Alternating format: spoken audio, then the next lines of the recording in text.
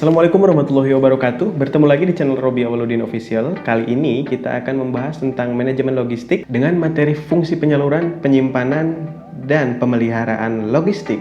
Tapi sebelum lanjut, jangan lupa untuk klik like dan subscribe karena kita akan memulai materi beberapa saat lagi.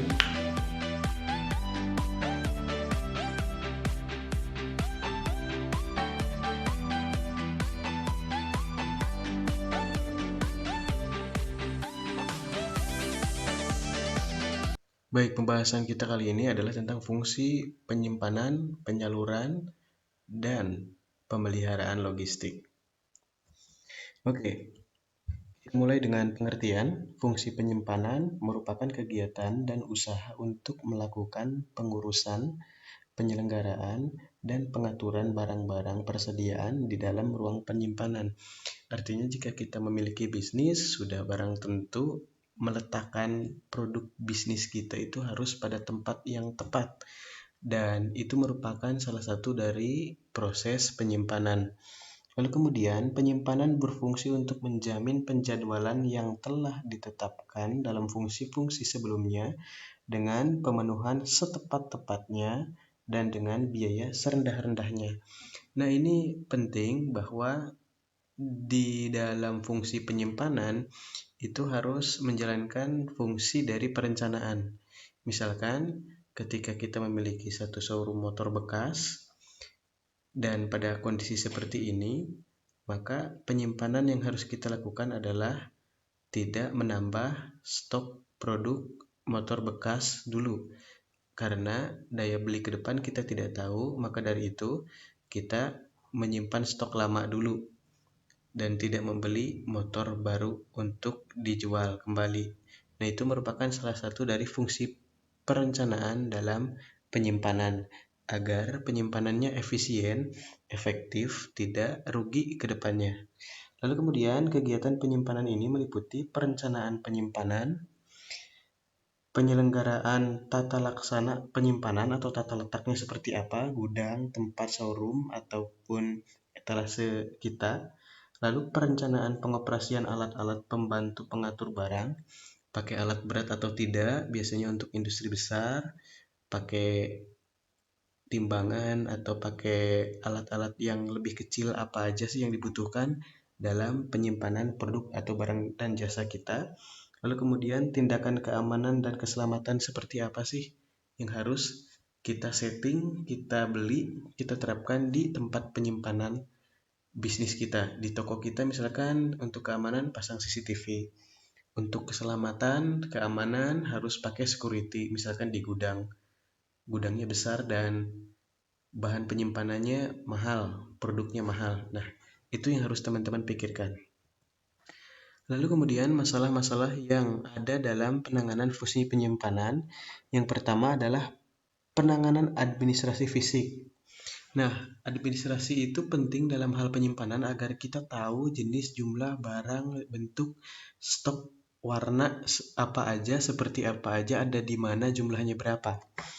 Jenis klasifikasi, karakteristik dari barang-barang itu harus dirinci sedemikian rupa sehingga kita dapat mengetahui secara real time produk atau barang yang sudah tersimpan di gudang kita itu berapa banyak jumlahnya, ada yang rusak atau tidak. Nah, itu penting supaya bisnis kita efisien ke depan gitu. Jadi nggak ada istilah out of stock ketika ada konsumen yang ingin membeli, oh ternyata barangnya habis. Nah, itu kan akan merugikan kita dan konsumen. Maka dari itu administrasi fisik itu penting banget untuk dilakukan. Lalu yang kedua, masalah-masalah dalam penanganan fungsi penyimpanan adalah unsur pertanggungjawaban barang. Jika ada barang yang penting, siapa instansi yang bertanggung jawab? Jika ada barang konsinyasi, misalkan di toko kita, siapa yang bertanggung jawab jika akan terjadi kerusakan atau jika ada yang terjadi kerusakan ataupun kehilangan? Lalu yang ketiga, pengadministrasian harus diikuti perkembangan agar menunjang fungsi perencanaan dan penentuan kebutuhan, terutama bahan, suku cadang, dan harus menggunakan IT karena kita sekarang sudah masuk ke era digitalisasi bisnis. Jadi kalau dulu kita nyimpan jumlah stok barang, warna, kuantiti, jenis itu dicatat secara manual di buku, sekarang sudah ada aplikasinya dan itu banyak banget tersebar di internet ataupun di Google Play. Lalu kemudian pembiayaan yang khusus yang harus kita pertimbangkan juga, modal yang ditanam berapa, kita nyewa gedung atau nyewa gudang, di mana lokasinya, berapa harga sewanya untuk penyimpanan itu. Lalu kemudian jalan, dermaga, lalu kemudian pemasangan instalasi harganya berapa, biayanya berapa. Terus kemudian ada derek dan crane, pendingin, pemanas, peralatan pengendali, ini untuk komoditas bisnis kelas berat. Ataupun pada intinya jika kita bergerak di sektor UMKM, modal yang ditanam dalam bidang penyimpanan itu berapa, kita harus hitung agar nanti kita bisa mengagregat berapa biaya, berapa keuntungan yang harus kita dapatkan pada break even point. Lalu kemudian biaya operasional yang mencakup administrasi dan overhead atau kelebihan biaya berapa harus direncanakan, dipikirkan.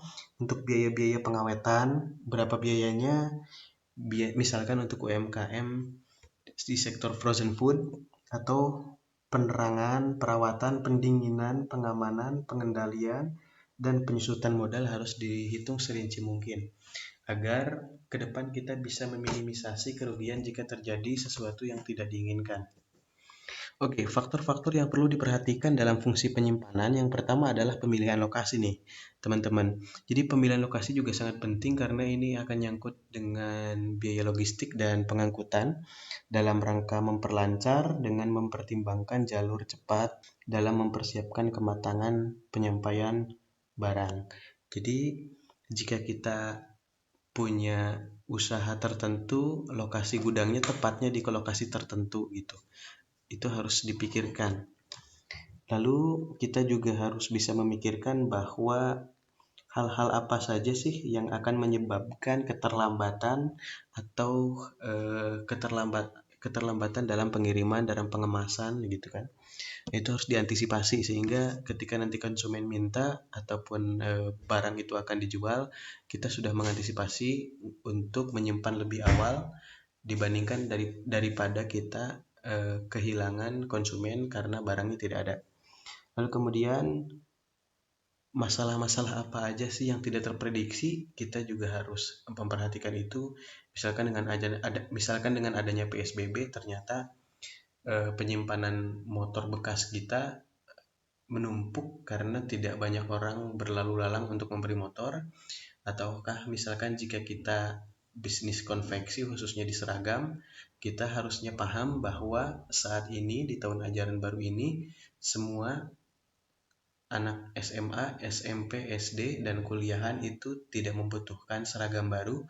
Maka dari itu harusnya di awal kita tidak menjahit baju seragam terlalu banyak.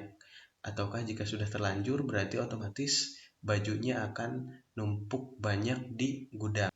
Lalu kemudian apa yang harus kita lakukan jika konsumen ingin menghubungi atasan kita untuk menceritakan masalah yang terjadi gitu. Nah, itu juga perlu teman-teman pikirkan, diantisipasi dalam manajemen. Lalu kemudian fungsi pengendalian. Fungsi pengendalian adalah tindakan untuk mengatur dan mengarahkan pelaksanaan dengan maksud tujuan tertentu dapat dicapai secara efektif dan efisien. Jadi, pengendalian itu adalah tindakan untuk mengatur penyimpanan. Lalu kemudian bentuk pengendalian yang pertama adalah merumuskan tata laksana dalam bentuk manual, standar, kriteria, norma, instruksi, dan lain-lain. Prosedur yang diterapkan dalam penyimpangan barang atau jasa kita itu seperti apa? Misalkan standarnya di tempat penyimpanan itu harus ada freezer, LIFO atau FIFO untuk manajemen pengeluarannya, lalu kemudian barang yang pecah belah di mana gitu.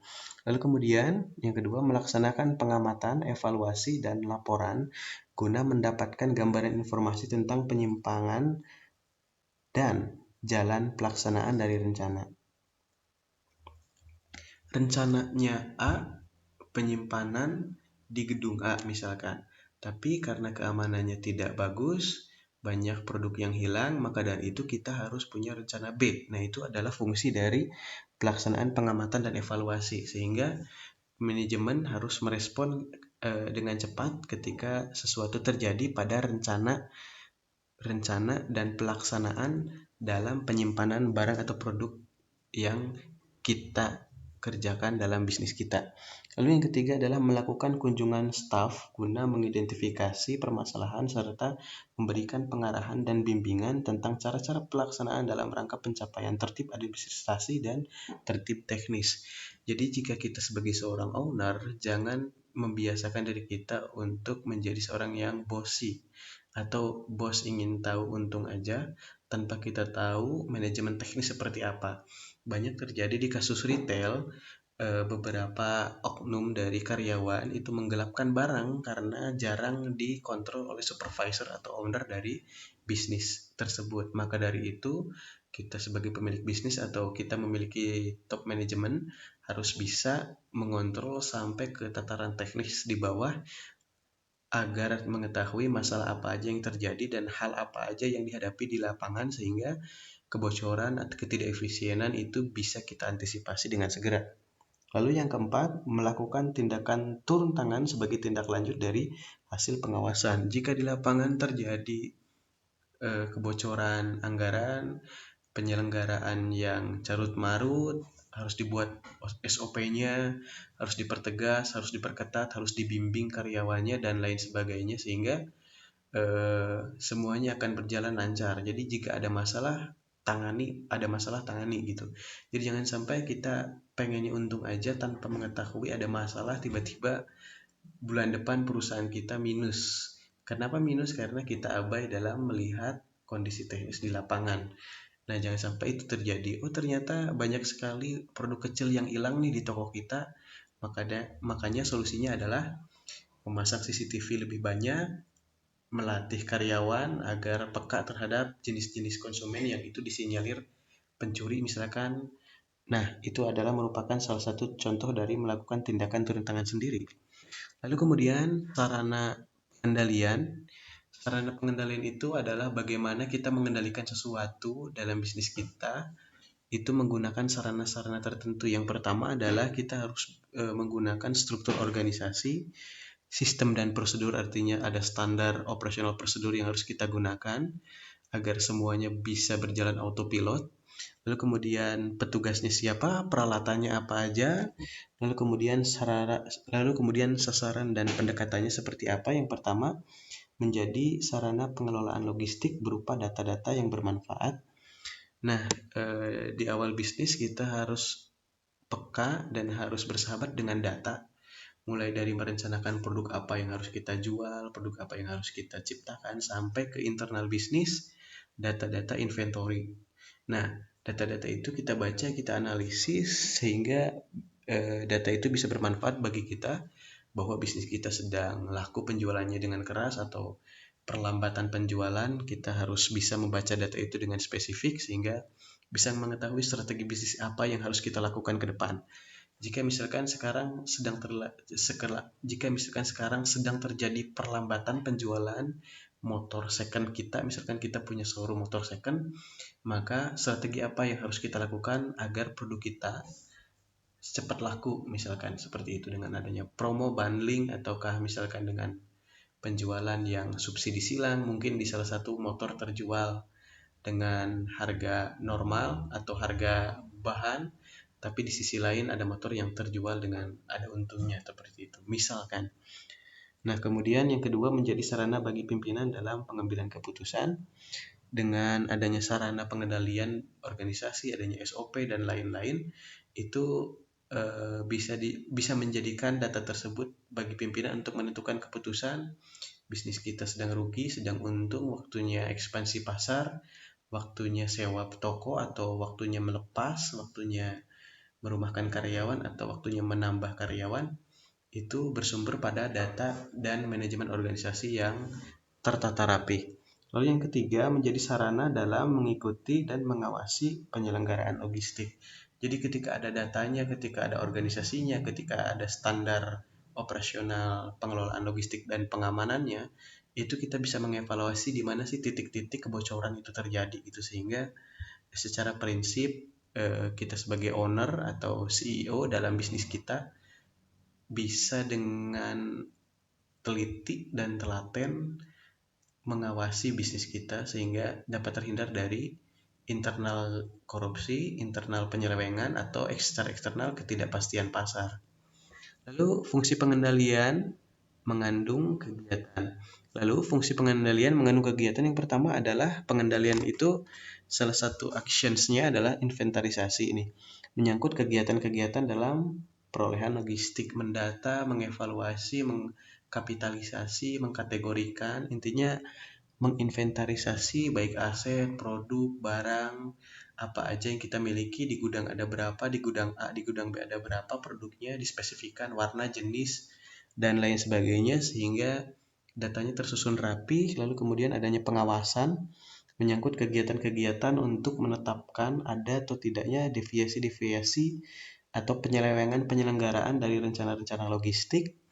Jadi pengawasan itu berjalan seiring setiap waktu dari awal sampai akhir, dan perusahaan yang disiplin melakukan pengawasan dia adalah perusahaan yang akan bertahan dari kerusakan internal. Contohnya misalkan karyawan yang suka menilep uang, itu tahu ya artinya. Lalu kemudian produk barang dan cacat gitu ya, produk yang cacat dan lain-lain. Jika pengawasannya baik, maka kita akan lebih bisa mengantisipasi terhadap kerugian-kerugian tersebut. Lalu kemudian mengevaluasi menyangkut kegiatan-kegiatan memonitor, menilai, dan membentuk data-data logistik yang diperlukan. Jika ternyata produk A itu nggak terlalu laku di pasaran, maka dengan dievaluasi kita tidak perlu untuk membeli produk itu untuk dijual lagi. Misalkan seperti contohnya, jika misalkan dalam hal manajemen logistik ternyata produk-produk tertentu misalkan cepat rusak, maka kita harus ganti dengan merek baru. Contohnya dalam pengelolaan logistik seperti itu. Lalu kemudian untuk itu diperlukan yang pertama struktur organisasi. Jadi bedanya bisnis dan usaha atau bisnis modern dengan usaha personal itu adalah organisasi atau manajemen gitu. Jadi bisnis yang punya visi masa depan itu adalah bisnis yang berkembang. Sekarang usaha rumahan, 2 tahun lagi buka toko, lalu kemudian buka cabang. Lalu pentingnya organisasi penyelenggaraan ada di situ. Jadi tidak semuanya kita harus kerjakan. Ada waktunya kita memiliki karyawan dan mendelegasikan seseorang untuk melaksanakan tugas-tugas dan peran fungsi tertentu gitu. Lalu kemudian sistem informasi yang memadai dan ditunjang oleh prosedur yang diterapkan dengan konsekuen. Adanya IT harus kita manfaatkan dalam manajemen logistik sehingga kontrol di gudang, kontrol di toko, ya, kontrol di tempat penyimpanan bisa kita monitor setiap saat di HP Android atau iPhone kita. Ada prosedurnya, ada manajemen sistemnya seperti apa sehingga bisnis kita reliable, diakses dari kapanpun dan dimanapun kita berada sebagai pemilik. Lalu kemudian klasifikasi dan kodifikasi yang selalu mengikuti perkembangan dalam menuju standarisasi dan katalogisasi. Artinya sekarang sudah zamannya QR code atau RFID itu harus bisa kita terapkan dalam mengelompokkan komoditas produk yang kita simpan, mulai dari UMKM sampai ke bisnis yang high tech kelas berat. Kita harus kelompokkan agar terjadi tata kelola pelaksanaan yang baik sehingga manajemen internalnya akan lancar dan nanti output penjualannya akan stabil gitu. Lalu kemudian pendidikan dan latihan itu penting dilakukan untuk staf atau karyawan kita sehingga tidak ada misinformasi dan mismanagement, dan karyawan lebih terampil dalam mengelola bisnis yang kita tugaskan ke mereka. Lalu kemudian anggaran yang cukup memadai sehingga pelaksanaan administrasi dapat menunjang pelaksanaan operasional seoptimal mungkin. Di awal sudah kita bahas tentang biaya-biaya yang dibutuhkan, anggarannya berapa, dan usahakan anggaran dan biaya ini sesuai dengan apa yang didapatkan untuk kemajuan bisnis, dan itu perlu direncanakan dari awal sespesifik mungkin apa manfaatnya jika kita membeli sesuatu, jika kita menyewa, jika kita meng-hire sesuatu atau seseorang, apa manfaatnya bagi kemajuan bisnis kita. Lalu yang terakhir adalah penggunaan perangkat keras dan lunak. Manfaatnya apa, dampaknya seperti apa, dan perangkat lunak, software, internet of things apalagi sekarang zaman 4G atau bahkan 5G mutlak diperlukan untuk kemudahan bisnis kita di sektor internal ataupun sektor eksternal untuk marketing, relations dengan investor, dan lain-lain. Nah, kebutuhan sistem informasi logistik yang pertama adalah pengenalan barang, jumlah, mutu dan kondisi, dan nilai. Pengenalan barang itu adalah informasi barang, jumlahnya ada berapa, mutu dan kondisinya seperti apa, rusak, sedang, diperbaiki, kondisinya bagus, rusak, nilai skornya berapa untuk kondisi barang dan informasi tersebut. Lalu kemudian tercermin pada kebutuhan proses dalam fungsi pengendalian. Pengendalian persediaan akan berdampak positif jika pengendaliannya bagus, maka persediaan dan kondisi barang juga akan prima dalam menghadapi permintaan pasar. Lalu kemudian pengembangan tolok ukur dan variasi produk tertentu semakin lengkap, maka akan semakin membantu konsumen mendapatkan manfaat dari bisnis kita. Yang terakhir adalah penyajian data dan report untuk pertanggungjawaban yang reliable gitu. Jadi sistem informasi logistik itu harus bisa menyajikan 3 fungsi ini. Pertama, membantu pengendalian persediaan, lalu membantu mengembangkan tolok ukur dan variabel agar bisnis kita ke depan lebih baik, dan penyajian data dan report untuk pertanggungjawaban dari manajemen logistik, dari staff, dari pimpinan kedepannya seperti apa. Tahapan fungsi pengendalian yang pertama adalah penggunaan prosedur secara konsekuen. Jadi di awal harus merencanakan. Perencanaan penjadwalan pengendalian itu diturunkan ke dalam sistem operasional prosedur. Gimana sih caranya kita mengendalikan produk atau jasa di bisnis kita gitu. Kapan ngevaluasinya, kapan ngecek kualitasnya gitu kan. Itu harus ada prosedurnya. Lalu yang kedua, menyesuaikan dengan kondisi yang ada. Jika sekarang kondisinya sedang padat dalam permintaan, maka fungsi pengendalian harus diperketat gitu. Contohnya, lalu kemudian harus ada penyesuaian dan penyediaan tenaga yang baru. Artinya harus ada tenaga profesional. Kapan waktunya kita meng-hire staff baru atau cukup menggunakan staff lama? Kapan kita merekrut karyawan baru yang ahli dalam bidang accounting atau yang ahli dalam bidang IT, atau cukup menggunakan karyawan yang lama? Itu harus kita putuskan. Lalu kemudian tahapan keempat, dilakukannya pendidikan logistik bagi semua pihak. Nah, ini penting agar semuanya bisa memahami bahwa rantai pasok untuk memasok bisnis kita itu panjang dan semuanya harus bisa paham, sehingga ke depan bisnis kita jangan sampai gudangnya kosong tapi permintaan banyak, maka konsumen akan kabur ke kompetitor. Juga sebaliknya, jika permintaan sedang loyo, jangan sampai kita numpuk barang di gudang. Nah, itu pendidikan logistik seperti itu penting diberikan ke staff kita. Lalu kemudian adanya sensus barang dalam rangka memperoleh data-data untuk pelaksanaan pengendalian. Sensus barang itu mendata barang secara gradual, baik bulanan, per 2 minggu, per 1 minggu. Barang di gudang kita itu secara real time itu ada berapa. Nah, ini akan sangat terbantu jika kita menggunakan software dan adanya QR code atau tanda pengenal barang di barang yang kita simpan di gudang.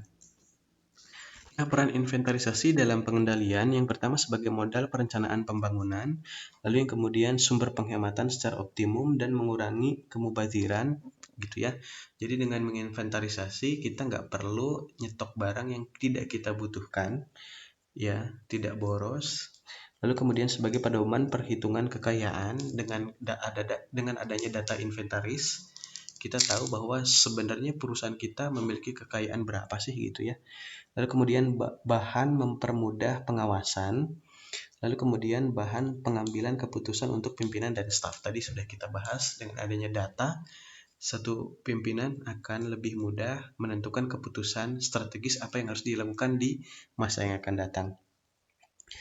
Nah, kemudian kegiatan inventarisasi dalam pengendalian yang pertama adalah menyediakan data untuk merencanakan kebutuhan, memberikan informasi untuk bahan pengarahan, memberikan pedoman dalam fungsi penyimpanan, memberikan petunjuk dalam pemeliharaan peralatan, menyediakan data dalam menentukan barang dan penghapusan pertanggungjawaban, lalu menerapkan kodifikasi untuk menuju sasaran katalogisasi gitu. Jadi dengan adanya inventarisasi dalam pengendalian, kita dapat mengetahui dari jumlah data yang akan kita bahas, jumlah data di gudang itu ada berapa sih produk-produknya, sampai kemudian menerapkan kodifikasi. Artinya tadi ya, data atau barang itu harus kita kodifikasi biasanya dengan barcode atau QR code ya, agar secara real time tahu barang yang kejual itu berapa dan sisa stok berapa.